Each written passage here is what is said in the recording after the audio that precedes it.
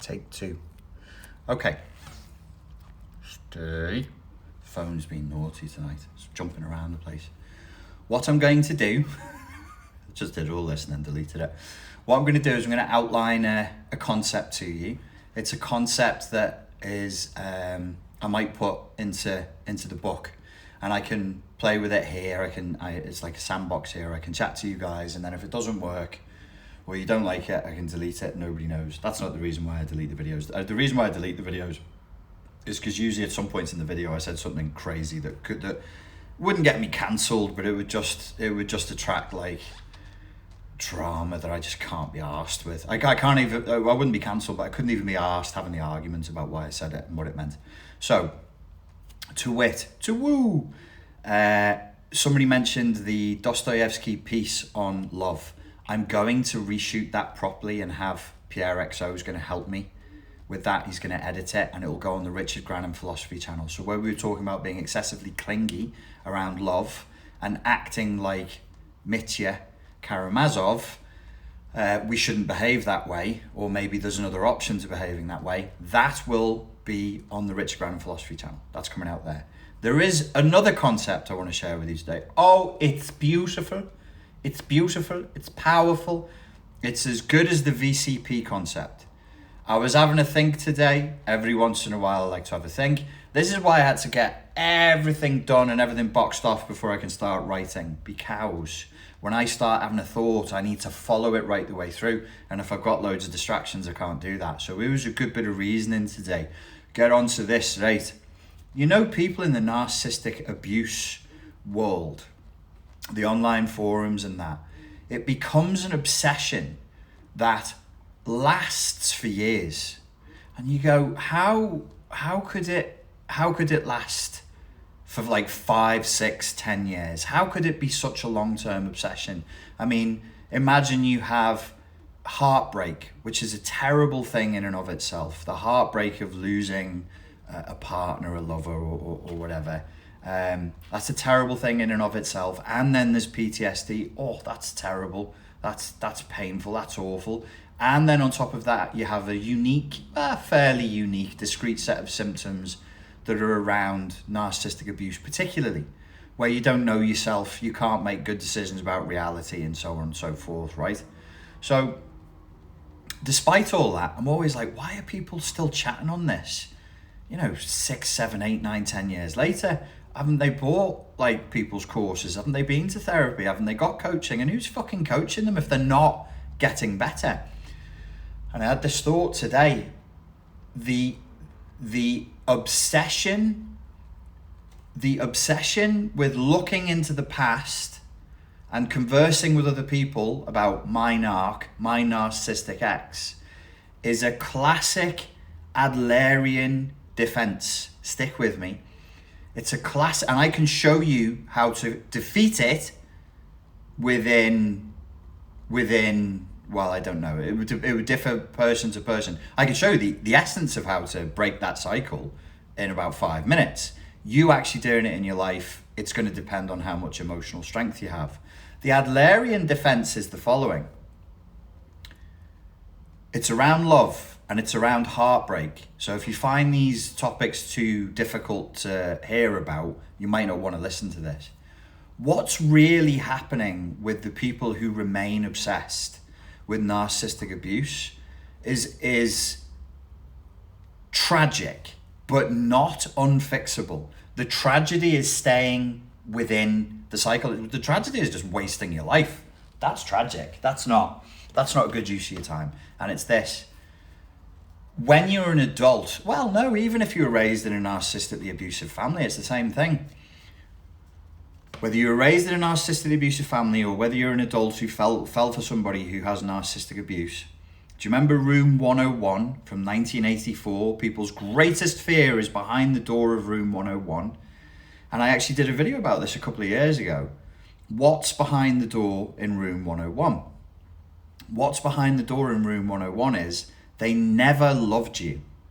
They never loved you. You were never loved by them. They were not capable of love. They were not interested in love. You offered love sincerely. They offered nothing because they're not if it's true NPD and you're not just calling an SDX a clinical diagnosis because, I don't know, you find it useful or advantageous to you in some way. It's maybe it soothes your own guilt about the bad things you did in the relationship or whatever. But presuming naively that they did have NPD, then they didn't love you. And that's the issue. The Adlerian defense is to avoid that reality like hell, because the grieving that would take place after the narcissistic, the abusive relationship, if you had that revelation, or if you were working with like a counselor or a therapist and they kept drawing you to that conclusion, you would experience terrible pain.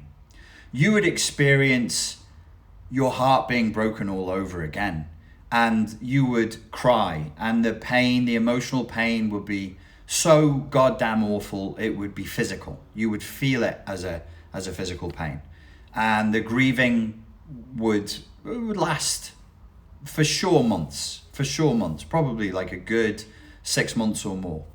But here's Kiergaard again. When you despair, and that would be a moment of despair. Like, I don't want to, no, they have narcissistic personality disorder, global flopple. It's a psychiatric diagnosis. It's very complex. You wouldn't understand. You need a PhD, and there still could be a solution here. So I'm going to keep thinking about them, and I'm going to keep analyzing them. These fuckers have gone off and got married and had kids with somebody else, and you're still thinking about them. What are you looking for? You're not really looking for anything. It's a game. We are at this point playing hide and seek with ourselves. Why? Because we know in our heart of hearts what the real truth is, but it's unbearable to look at. So there are two pains. One, you face the fact that that person never loved you, and then you experience terrible emotional pain and heartache, and you grieve, and you have your Kierkegaardian moment of absolute despair. You despair, and a part of you dies. Only after you despair, you give up all hope, you give up all illusion. The fantasy is now dead. What did they used to do with vampires? We've got the mythos that they just used to drive a stake through their heart. But in some mythologies, they'd like bury them, they'd burn them, bury them, pierce them with steel through the ground, dig them back up, grind them into mincemeat and feed them to the pit. It would be then at that point truly dead. Anybody cannot move on unless it's dead. You're carrying a corpse. You're carrying a rotten, stinky, bloated corpse around, and other people feel it. And I think this is one of the reasons why it's hard to impossible to get into a healthy relationship again, because you're carrying around this bloated corpse. Plus, you're in unexpressed pain. And you might not think people can tell, but they can. Because it won't necessarily emanate as pain. It might come out of you in bitter little comments that just slide out the corner of your mouth. It might be a vibe of coldness or resentment or aggression you give out, because it's unprocessed emotion. When I tell you to do the emotional literacy exercises, I'm not asking you to marinate in feelings. What I'm trying to do is have you have the ability to clear the feelings so you can think clearly again. The end purpose of the emotional literacy exercise is rational, reasonable, detached, clinical, critical thought. That's the end goal. So there are two pains here. One pain is terrible, dramatic, grieving process pain. Oh my God, they don't love me. They never loved me. It was all an illusion. Oh God, blah. Despair and death, and emotion death, and ego death. It's only minor. It's not total death. Don't worry. And then, grieving, the grieving process. Anybody who's grieved knows you can't really tell people how long it's going to take or what it's going to be like, because it's different every time and it's different for every person. That's pain number one. Pain number two is you carrying around the bloated corpse of your unprocessed emotion, your delusional fantasy about your ex-wife, your ex-girlfriend, your ex-husband, whatever. Maybe your mother, maybe your father, I don't know. And not processing the pain. Pete Walker made this point in the Tao of Fully Feeling. In the West, in the modern West, we have lost a very necessary life skill. A very necessary life skill called the power of grieving. We don't value grieving. There's no place for grieving in our society. There's no reverence for the grieving process. There isn't even a way of doing it. Now, if you look at like other tribal societies in other times, I mean, you could look at like Indigenous Americans and different Indigenous American tribes for rituals on grieving. It's a ritualized thing. And then that person who's grieving the loss of a wife, the loss of a husband, they have a special status. They have they might not be expected to do hunting, gathering, and various tribal chores for a little bit. They might be off duty for a little while. They might do and act in strange ways. Sometimes self-harm, sometimes shearing the hair, sometimes, talking to spirits, and all of these things that in our culture we go, oh, that's full-blown psychosis. I'm not saying you should do any of these things because you're grieving. What I'm saying is there's no place for grieving in our culture, and so we've lost the capacity to grieve. When we lose the capacity to grieve, we lose the capacity to let go. So we don't let go of our youth. We don't let go of the sexual identity that we developed in our adolescence. We don't let go of our toys. We don't let go of our favorite pleasures. We can't let go of who we were 10 years ago. We can't let go of the political views we held 15 years ago. And we are just bowed under the weight of all this fucking stuff, all this shit. And then you come to somebody like me and you go, I don't feel very good. And I'm like, well, yeah. Do you want to put some of that down? No. Put it down. No. Put it down. No, I don't put it down. You make me feel better with magic. And I'm like, I fucking can't do that. Nobody can do that. You're carrying a load of stinky shit and you're saying to me, I don't want to stink like shit anymore. I'm like, we can soap you up, but you're still carrying a bloated, stinky, shitty corpse. Put the fucker down. Bury the fucker. Let it disintegrate back into the earth from whence it came. So my hypothesis, you've heard my hypothesis on the VCP and the NPD split. My hypothesis for the lingering and the obsession for years and years on narcissistic abuse and narcissistically abusive exes. Your rational mind knows you don't care about them that much. Your rational mind knows they're just not that interesting a person. Okay, we all get a little infatuated, emotionally dysregulated. We all go a bit Mitya Karamazov and Grushenka for a little while. The characters in those stories, by the way, Grushenka's 20. Mitya is 23. They're acting like childish lunatics because they are actual fucking children. But I saw myself in this. In my 30s, I'm looking back at it now going, well, that's a bit embarrassing, but nobody ever told me to grow up. I know people in their 60s who react in exactly the same way. They caught their partner cheating on the phone. You know you're going to be dead. Do you know we're all just going to be so fucking dead one day? There needs to be some progress. We've got to grow up, and it's not just you and I need to grow up now. We must establish a pattern and a journey for the human being that is meaningful. I'm not saying we need to create a religion, but we can't keep doing what we're doing. We can't just be nothing. You're a child. You're an adolescent. You're in your 20s. You're in your 30s. You're in your 40s. The only thing I ever saw in my whole life that offered anything along these lines was in the I Ching, where they'd fused Confucianism and Taoism. And they would just basically say to people, you're a man, you're a woman. What age are you? This is what you focus. What age are you? This is what you focus on. And we would probably see that as like oppressive. Oh, my freedoms. Yeah, your fucking freedoms, because that trip's going really well, isn't it? When you've got all your fucking freedoms. The freedom to do what? The freedom to go fucking mental. The freedom to be miserable, anxious, depressed. We're bloated. We're a bloated society. We're bloated with stuff.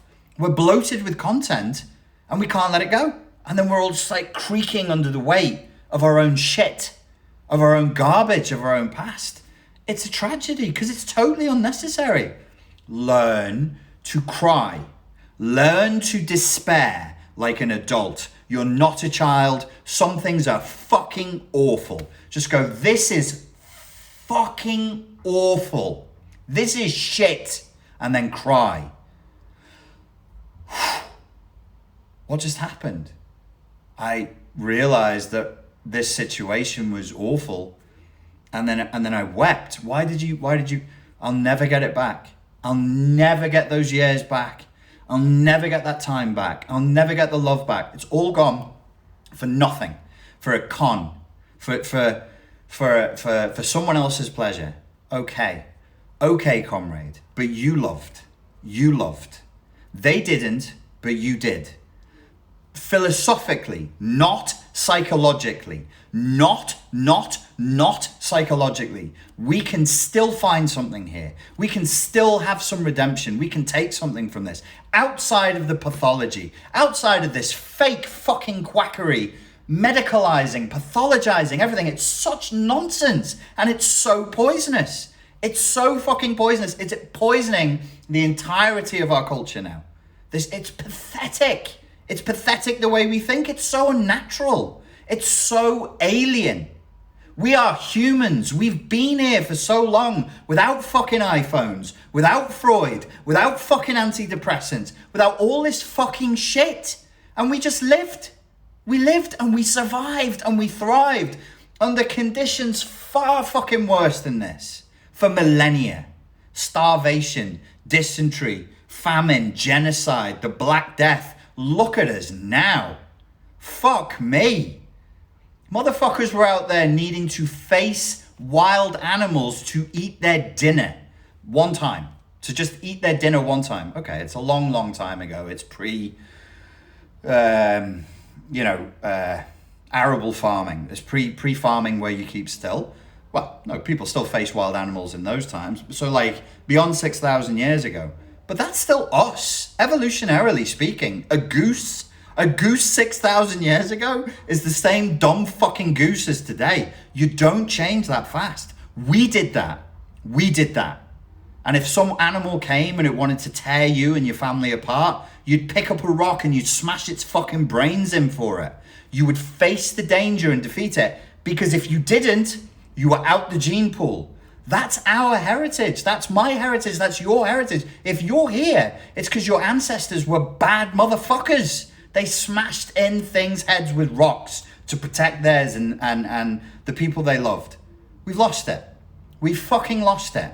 We're ninnies.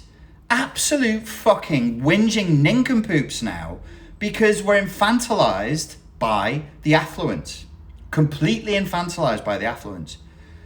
You only have to say the magic words, this was a fucking catastrophe. This wasn't sad. It wasn't a disappointment. It wasn't a tragedy. This was a fucking catastrophe. I lost 15 years of my life, 25 years of my life. I lost this. I can't see my kids the way I want to see them. I became a drug addict. I lost money. Whatever it is, just despair. Just fucking despair. Stop with the fucking fake Anthony Robbins positive psychology horse shit that is poisoning everybody. Just go, no, it was absolutely fucking awful. You know, the way life is. You know how it is? Awful. And then laugh. Because that's what we always did. We just went, how is life today? It's fucking shit. Ha ha ha ha ha. We're still here. So we're still winning. Why? Because I'm not dead. So I'm still winning. Do you imagine the fucking pride and the sense of just red-blooded aliveness that people have lived with before this dreadful fucking anemic, sick, pathologized period we're in now? Imagine saying to somebody, how's it going? It's fucking shit, but I'm still here and laughing. You don't know anybody like that. You don't, because there is nobody like that. They're all gone. Everybody's like, oh, yeah.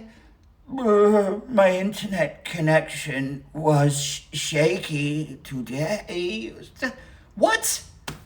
So, learn to grieve. Admit that it was a fucking catastrophe. Learn to grieve. Cry, scream, wail. We always did. We have always done that, but not now. People would tear their hair. They'd rend their clothes. It's there in the Bible. They would scream and rock and wail, and they would express their pain. They wouldn't be like, oh dear, Mildred, that's a terrible inconvenience. That wasn't the outcome I was looking for. That's not natural. That's not human. Look at what it's doing to us. Look at where it's led us to. Full of posh. We're full of posh. Somebody's got a lance to fucking boil. And I think this is the way of doing it. Just express, just say, I fucked up. Kierkegaardian moment of despair. Yes, this was a real fuck up. What a fucking monstrous waste of time all that was. I wasted my youth. I wasted my, ability to bear children. I wasted whatever the fuck it was. Just say it and grieve it and then let it go. Final point.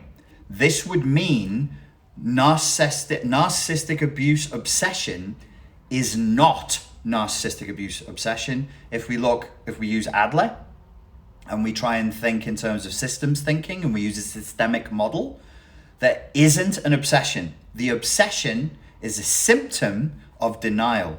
What is the denial? The denial is, I ate some apples before, and the ranting and the acid of the apples, it's a terrible cocktail inside of me right now. It's a terrible, terrible cocktail. Is that we don't believe in ourselves anymore. We don't believe in our capacity to grieve. We don't believe in our capacity to take pain. We've lost faith in ourselves. And because we know what weak, morally degenerate pieces of shit we are, we've lost faith in everybody else because we're assuming that everybody else is on the same page as us. And largely speaking, we're right. We've lost our self-respect. And how could we not have lost our self-respect? What did you do today that represents you conquering a great challenge? What fears did you face today and conquer and then dangle your metaphysical balls in the face of? What vanquished enemy did you teabag today? I can't do this on the main YouTube channel. This is just not gonna fucking fly. I teabagged demons today. Terrifying demons today. And I didn't realize until after I teabagged them how much stress I was living under because I was afraid of them. But I teabagged them today. I squatted right down. They were immobile. There was nothing they could do. We've lost faith in our ability to take pain. That's a terrible, terrible shame. And it does not bode well for humanity at all. We've lost faith in our resilience. You can take the pain of grief. Do you want to know how I know? Because you always did. Because you are not just you. You are not just, 1980 to whenever people fucking live to, 2060. You're not. You're all the ancestors that went before you, and all of them survived grief. Because catastrophe and tragedy falls into every life. They didn't check out. They didn't give up. They hung in there and they carried on. That's how you're here. It's a literal biological genetic truth. That is your genetic heritage. It's not your psychological trauma. It's in your fucking DNA. It's in your fucking DNA. You can hack it. So just get on with it.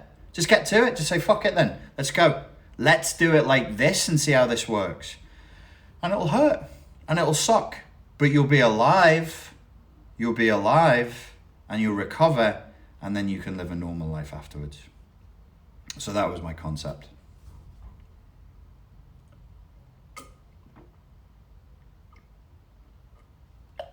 Sorry, neighbours.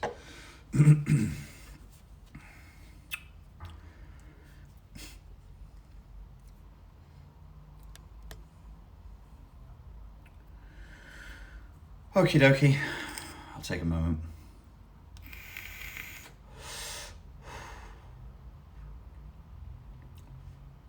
When we succumb to fear, when we succumb to the temptation to run away from the things that frighten us, we can do it. And sometimes it's completely the wisest thing to do.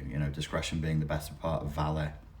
The great military generals in history didn't see the enemy at every point and just scream banzai and run at them, sabers aloft. That's not how it worked. You got to be strategic. You got to be cunning. You've got to be intelligent.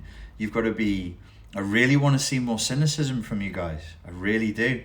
Your utopianism frightens me on your behalf. Your willful naivety, your willingness to shove your head under the duvet and hide from the demons. And I'm like, there's no protection in that fucking duvet, you know. The claws get right through.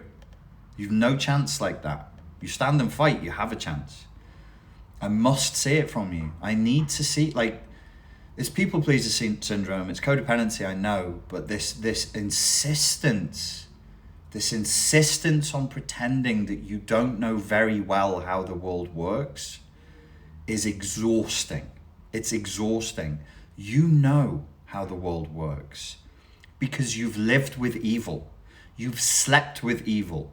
If you're here, you probably were shagging a demon for a couple of years. You know evil inside out. Stop pretending. It doesn't, if we accept that there's evil in the world, it doesn't mean that we're defeated. It doesn't mean that it means more evil will come into the world. It means that we can despair and cry and then take action and do something about it. There's evil in this world. Yes. Okay. Let's do something about it. Let's prepare. Let's prepare for evil because there are bad people out there and they do terrible things to completely innocent human beings for nothing more than their pleasure. Can we live with that? Yes. How do I know? Because you always have. The you that is you, the you that is the replication of a replication of a replication of a replication of a replication of a replication, going back a very fucking long way, always did. It's this iteration, this moment, this culture war, this spiritual war, where we're being convinced, no, you never could. You could never do it. You were always incapable. You were always weak. Nonsense. Nonsense. We're the survivors. We're the risk takers. We're the resilient ones. We're the bad motherfuckers who smashed the fucking demons' heads in with rocks. Whether the demon showed up as a jaguar or a crocodile or whatever, or a hippo or whatever it was. We did that. That's in us. We've been brainwashed into thinking that we're not lions, but like little tiny ginger kitty cats. That ain't us. It's not true. It's a myth. So every time you turn away and every time you succumb to fear, a little bit of your self-respect dies. A little bit of your sense of who you are dies. A little bit of your pride dies. Pride is not a bad thing. I'm sick of this fucking pride is sinful thing. Fuck you. What do you want? Fawning submission?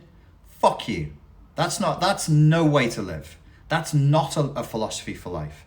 Arrogance isn't either. But being proud of who you are and of what you've done is a virtue. That's master morality. Embrace it.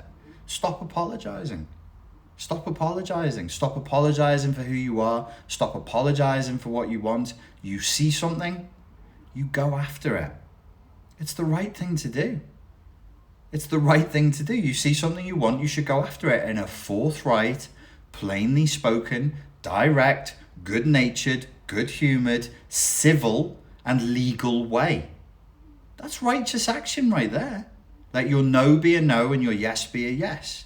You either want it or you don't want it. Middle of the road, you get spewed out like milky tea. And that's the right attitude to have. Intentionality.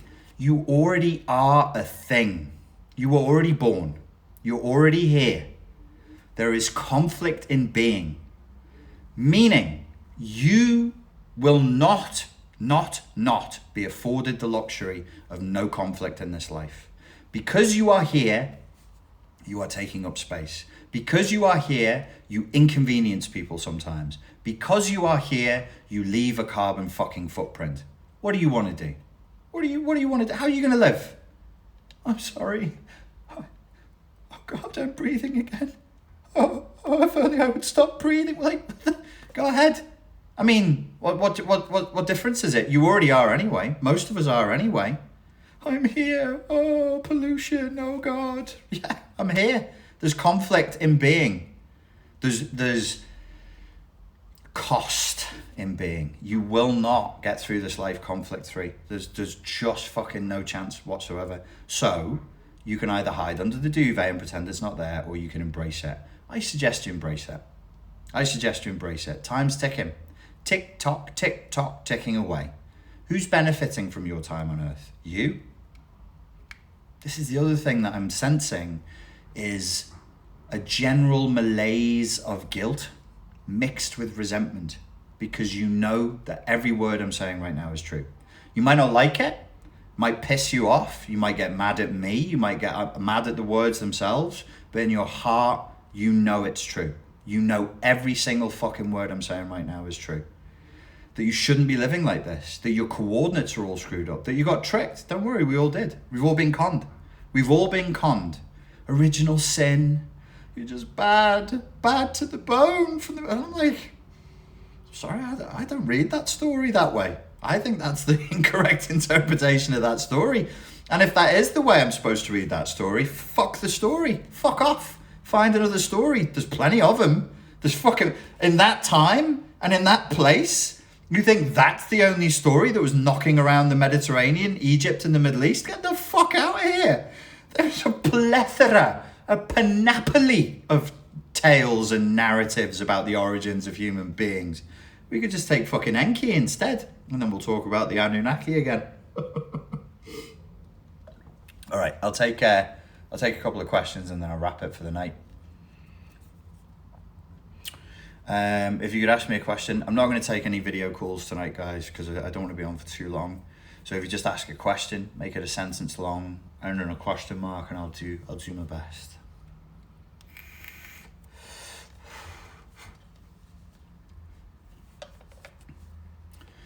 Motivation and musings, primordial apex killer.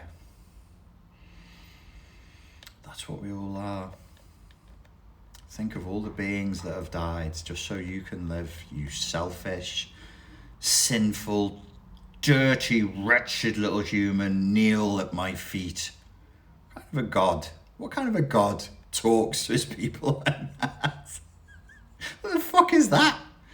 I caused you to be, and I caused you to be wretched, and now I'm angry with you, and now kneel. But wait a second.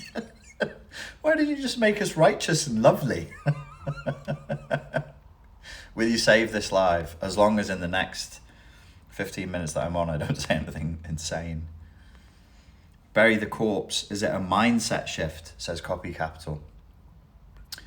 Yeah, it's a little more than a mindset shift. It's the willing acceptance of the value and virtue of despair and the value and virtue of grieving as an absolutely essential milestone in your recovery process. You can't chant your way around it. You can't do crystals around it. You can't fucking do tarot around it. You can't do psychology and therapy and talky, babbity. You can't hit. You must grieve. You must despair and you must grieve. And it will be you alone that goes down into the maze and faces the Minotaur. It will be you alone. Nobody can do it for you. Nobody can make it easier for you. It's horrifying, but manageable. What's far more horrifying is the half-life, the zombie life. Half in, half out. Yeah, well, I just kind of think, yeah, I think I'm going to go over here. No, I don't like it over here. I think I'll go over. Just zero intentionality. Very, very weak sense of self. I was writing today that we are just crop. We're not even slaves. We are not slaves. We're crop. We're the crop that slaves farm. We don't even have the agency of slaves. We are merely crop. And that's why we act the way we do. We bend in the wind.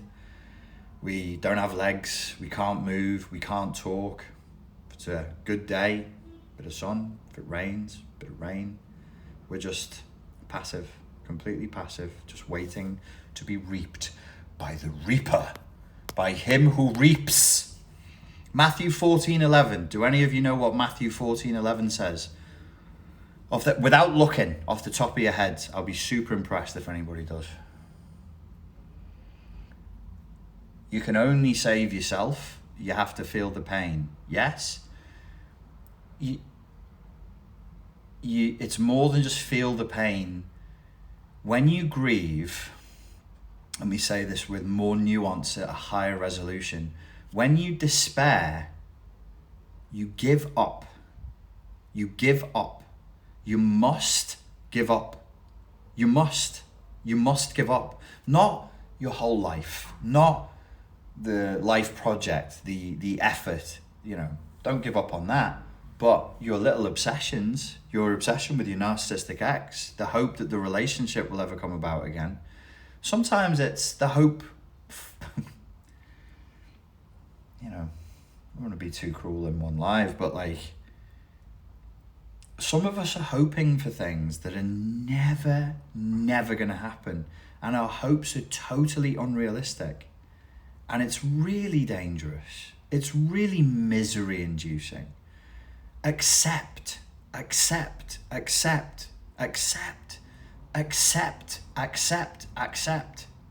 Please, just accept it. Stop with the delusion. Stop with the fantasy. Just accept reality as it is. Sometimes there's a fight. Sometimes there's something to be done. Sometimes you must take action. But if you take action from non-acceptance, then you're taking action from delusion, propaganda, ideology, emotional dysregulation. If you want the more spiritual term in Sanskrit, this would be Maya. When you take action from Maya, or continue in the East, you generate what? Bad karma. Bad cause, bad effect. Bad intention, bad meditation, bad thought, bad word, bad deed. And then what are you creating? More junk, more garbage. And what does it do? It spirals. It spirals and it creates more suffering, more dukkha.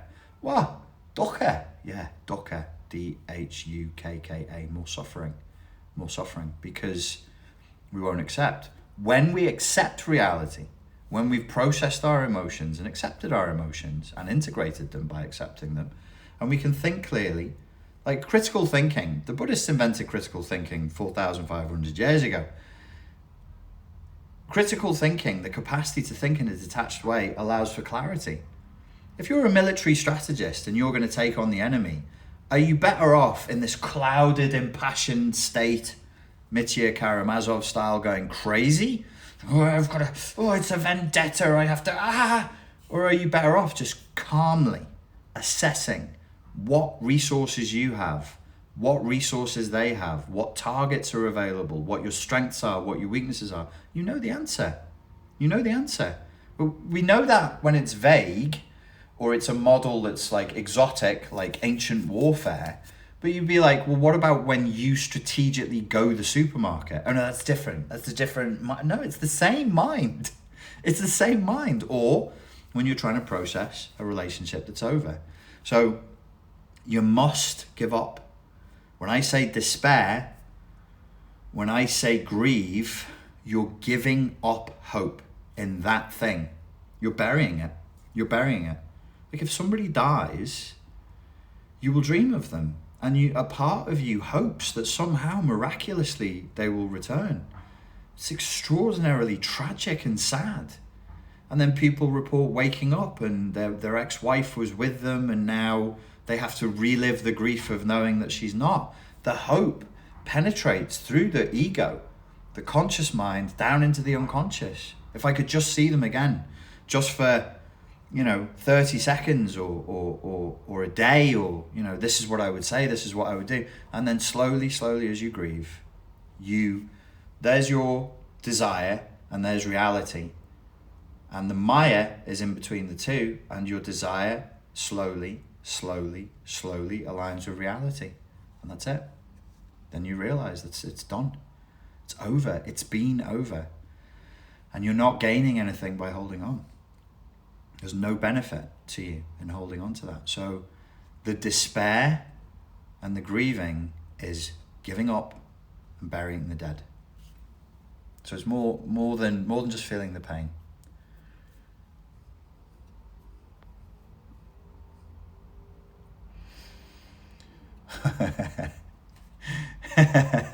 Kami Bami caught me about to say something and then deciding not to. Most people are hoping for things that are never going to happen. What kind of things? My projection, and of course I could be wrong, but I simply don't believe that I am, is that not all but many people, and I don't just mean like people who follow me online, I mean in normal daily life, people are hoping for things that they think might or could happen in their lives that won't. The big thing that I was thinking of is sexual love, which I'm going to come up with a new word for, because it isn't love. It isn't love. Sexual love, that biochemical pair bonding thing, is far, far better understood as temporary insanity. It functions as temporary insanity. Nothing can be built on sexual love. Nothing can be built on romantic love. It is less than building on sand. It's like building on quicksilver. There are many things like this. Some people have dream careers that they think they're going to have. Some people think they're going to be doctors. Some people think they're going to be film directors. Some people think they're going to fucking do this or do that. And we've got this sort of fake compassion as society has become more psychologized, where people just don't get feedback anymore. Nobody says like, you're not smart enough to be a doctor. Sorry. You have to be really smart, and you have to work really fucking hard, and you have to shove very boring data into your brain for years and give up a decade of your life. Come on, dude. Like, really? The romantic love thing, the sexual love thing, I'm just like, I wouldn't want people to hope for it. And I'm not saying you can't get into another sexual relationship. Of course you can.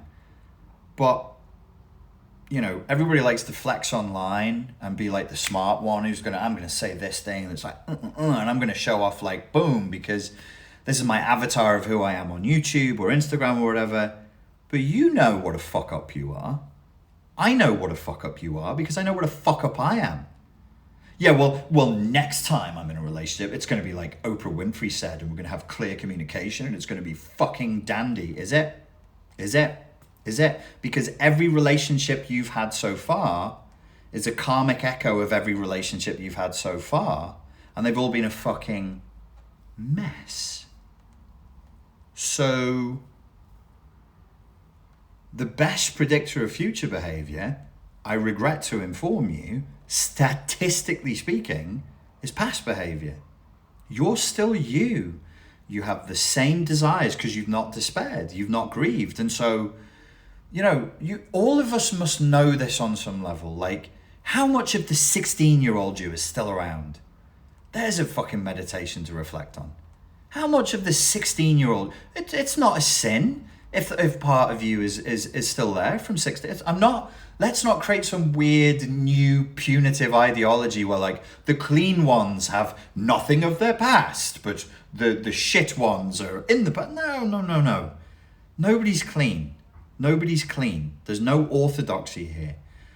But I asked you a question which was how much, which assumes you do.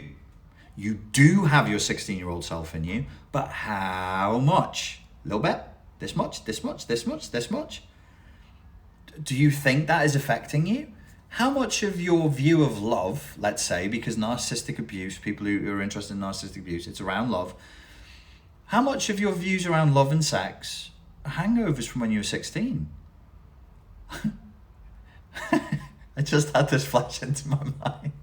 I had somebody tell me online, this lady, she's an American lady, and she told me that she had developed an obsession with me because she watched Disney movies when she was a kid, old ones, like from the 50s, like Snow White and stuff, and she said the prince in the Disney movies was always white. And she wasn't white, and I was like the ethnic issue aside, you're saying you have an interest in somebody you don't know because of cartoons you watched when you were a small child, cartoons that are designed for small children. Like how much Snow White do you have? How much I can't remember any of the old names of the old ones, like Pinocchio. How much Pinocchio do you have? How much old Disney stuff do you have? And be honest, just take a look. I've said it before and it bears repeating. There is no transcendence through porn, sex, drugs, fame, money. God, what else are we into in this culture? I think it's just that, right? It's just sex, fame, and money. Power, status. There's no transcendence in that. There is a place where there is transcendence, but let's shelve that for a moment. My contention is that people's obsessions are a source of where they delude themselves into thinking there will be transcendence. It's not always sexual relationships, but it frequently is. Because if you've been in love, you do it fools you into thinking you have transcended. It's like a spiritual experience. Your biochemical cocktail changes and you're with this person and they're the one and they're like the Jesus. They're like the Krishna and the Horus, all in one perfect being who loves you perfectly. And because this perfect God on earth, the energy of his love loves you perfectly, and that perfectifies you, and it causes states of transcendence. And for 6 to 18 months, you will get surges of euphoria. You will get think of the fucking stupid stories we tell each other. I've never felt this way about anybody before. If there is a God, please forgive me for ever saying that to anyone. I've never felt this way about anybody before. It's just different with you. It's so fucking magical. It's blah, blah, blah. It's an effort to crawl back up inside your mum. Whether you're a man or a woman, whether you're a boy or a girl, this is all an effort to crawl back up inside your mum. And by that rather crude expression, what I mean, if you use more like psychoanalytic language, it's the effort to crawl back up inside your mum.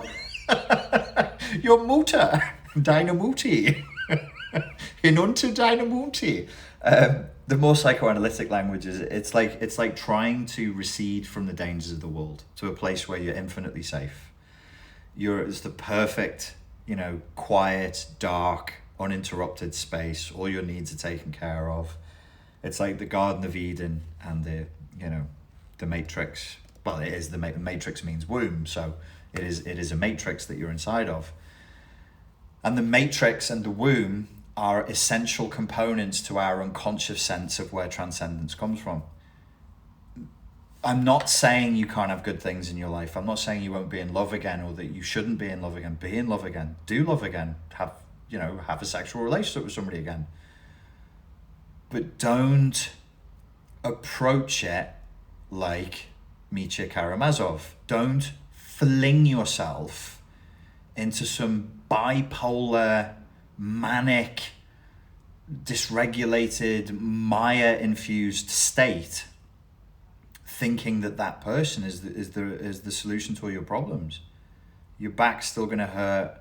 You're still going to have dirty socks. You still got to live in this world. They can't take you away from this world. There's no transcendence. And I'm speaking to men and women here.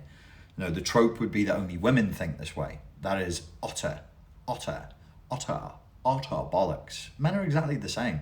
If I could just win that girl, if I could just win her heart, if my lance was just long enough and my armor was just shiny enough, I could win the favor of that virginal fair lady. Yeah, all right, mate.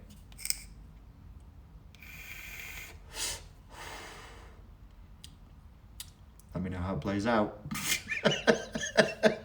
Get back to me in 18 months when the drugs wear off. You can still have love, but you shouldn't attach to the feelings. You shouldn't attach to the biochemical cocktail and the pair bonding experience. You just go, okay, this is what it is, and I'm a human being and I'm having an experience, and some elements of this are very nice, but don't lose your fucking mind over it. You're not supposed to anyway. Like, people our age, because most of the people here are beyond a certain age, shouldn't be invested like that anyway. We should have grown out of that. And then when we don't, it creates a tremendous amount of suffering and disappointment, because You're going to go through the same dumb cycle you went through when you were 21, at age 51. Oh, come on now. Like, we have to set boundaries. We have to set limits with ourselves. Okay, I did that 6 times. I ain't doing it a 7th. You know, I love reading books. I love my dogs. I love taking walks in love. I'm writing in the book now. I'm writing about something that I'm calling lighter love. We don't need more sexual love. We need to do something with sexual love. I don't know what, but what we need more of is lighter love. We need to be able to distribute it, and like communists, not hoard it like capitalists. This is one area in which I'm far more collectivist. I'm like, we need to offer time and attention more deliberately and more consciously to more people and more things. You can't invest all of your heart and soul in a person, in some fucking dummy in socks, and think everything's going to be okay, because it isn't. It's just no fucking way. Ask me one more. Ask me another question, and I'll finish and go away. I used to think I really fancied guys, and then I look back, it was all about aesthetics, which is fine, right? If you go, oh, that guy looks like this, and you have like a singer that you like, or an actor that you like, or a style that you like, and you know, he's like, oh. I knew a girl who really loved Anne Rice? Anne Rice wrote about vampires. Did she write about the Nephilim as well? She had this obsession with the Nephilim. She was a goth girl. We used to go to the Crazy House in Liverpool together. And she would go mad for any guy who looked like one of the Nephilim. Then the Nephilim I think is it Anne Rice? Someone correct me. Maybe it's not Anne Rice. Maybe it's another female author. They would be like tall, long-haired, pale, sort of wispy looking, like elves from Lord of the Rings. And she loved it. There's nothing wrong with that, as long as in your mind you're parsing like the aesthetic from the person, and you're not fantasizing of a transcendence that cannot manifest. Nephilim. Who's Anne Rice? Joshua. You've never read an Anne Rice book? She's an American. I think she's from down south. I think she's from like Georgia or Louisiana or something. Yeah, that Tom Cruise vampire movie, that was based on one of her novels. I'm saying Nephilim, as in the Watchers from the Bible, and somebody, I think it was I'm not sure it was, but there was a whole series of books. I read them as well. I thought they were cool. But yeah, you should distinguish between an aesthetic and something that has a higher value than just aesthetics. Aesthetics have value. If you want to look at a guy and just be like, that is a fucking beautiful man, that's good. Like, great. Life exists. Like, genetically he's well formed. You're biologically designed for this. So it's all good. Until it becomes more than that. Until you start painting outside the lines. You're like, he's so beautiful. I think he's my soulmate. Oh my God. He looks like one of the Nephilim. He must be my twin flame at that point. It's not so smart. That's not so smart. Looks are meaningless. No, they're not meaningless. They're not meaningless. If they're empty shells, they're meaningless. Well, I guess. Potent the rock star is here. Nephilim. Legolas from Lord of the Rings was hot. I used to, Warhammer. I couldn't get into Warhammer, the Space Marines and the Orcs and all that, but there was books around a group or a people in Warhammer, and I think they were called the Eldar, and I loved them. They were cool. I couldn't be arsed with all the other characters. I was like, don't like that. But the Eldar were cool. They were sort of like the Nephilim elves of Lord of the Rings, but in space. Yeah, man. Anyway, last question.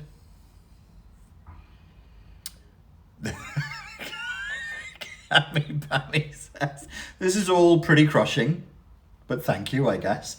It is crushing. It is crushing, but it's only crushing of illusions and delusions and stuff that will hold you back. And I never say anything like this to be wantonly sadistic. There's no point. I think the greater sadism is in letting people just languish and marinate in delusion that ruins their lives. Workout says the same. Indeed, crushing, devastating. Thanks for this, Richard. Really enjoying it. Thank you for being here. It's realistic, said Wildflower. Give me one more question, guys, and I'll go away. I'll stop crushing everybody's dreams. It's not bedhead. I just came straight from the gym. It's so hot here that like the wax just evaporates. Pippa says, I'm not crushed. No, nobody's crushed really. I think they're just joking. It is like, it is like having an illusion shattered is always a bit painful. But I think if you resonate with the truth of it, you're like, oh, okay, this is actually true. This will help me. If somebody's just being an arsehole and just crushing your dreams, you just be like, well, I don't agree with you, arsehole, and switch them off. Matthew 5:5. So you not want to be in love one day. It's almost like you didn't listen to a word I just said.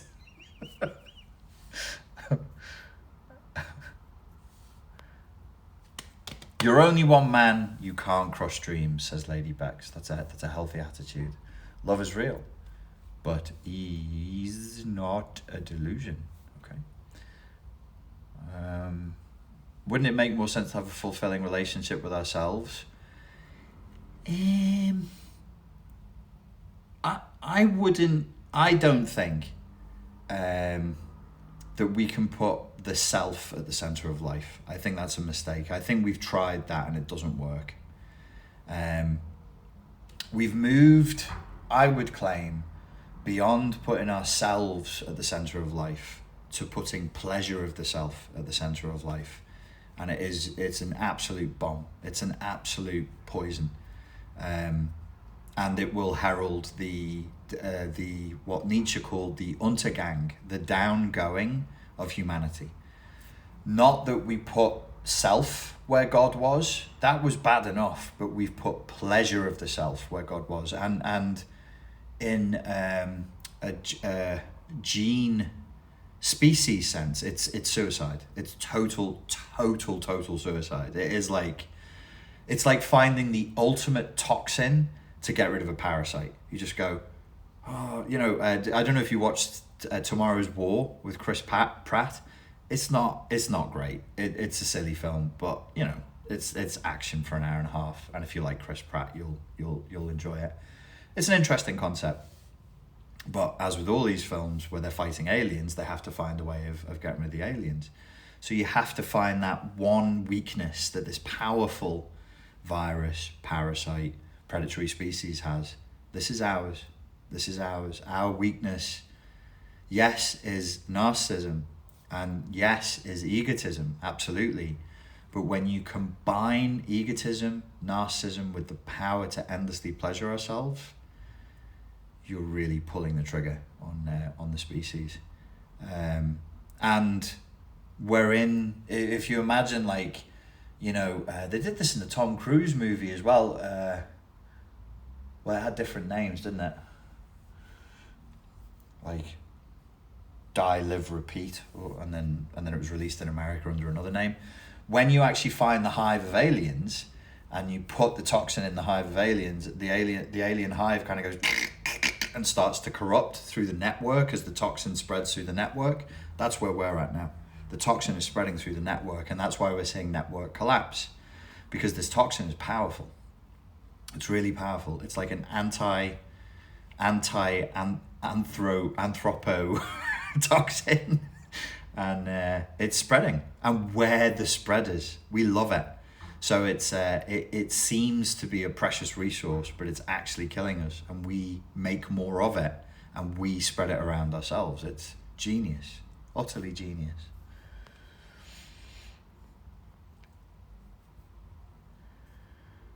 Paula says, I'm going to have to listen from the start or go to bed believing I won't marry Paolo.